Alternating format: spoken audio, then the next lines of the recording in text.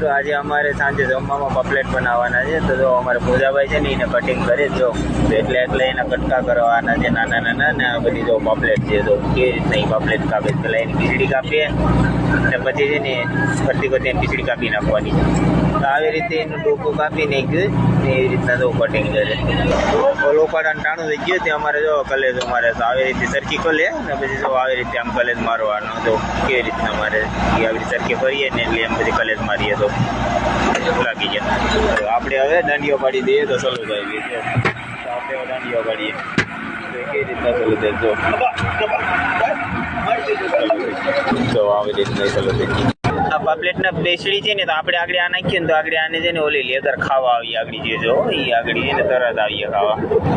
જો આવી જરી ન દેખાય જો ભેગીઓ થઈ ગયું દરિયું ભણ્યું બધી જો આવવા માંડ્યું ભાઈ કા તરત ભાગી તરત છે જો આ કેવા બે મસ્ત ના વેસલા કરે તો આ કઈ ટાઈપ કરે જો છે આ ઊંડા હમું થાય જો છે કેવું મસ્ત કરે એ અમારું ઊંધું થઈ ગયું હમું કરીએ આપણે કેવું હમું થઈને તરે જો છે તો પાછું ઊંધું થઈ જાય. આપણે આ કારો ડોન છે આને ડોન કહેવામાં આવે તો આ બેરે જ આવે 50 મામમાં 55 મામમાં એમ એટલા પાણી આવે ને એટલા પાણીમાં કારો ડોન આવે અને કારો ડોન કહેવામાં આવે તો કેવો છે એના દાંતો જો છે કેવા છે એના દાંતો બે મસ્ત ના તો તે કેવો મોટું આમથી આમ પાડે ને આપણે મૂકી દઈએ તો હવે કેવો કરે જોજે તો આદત થઈ જશે.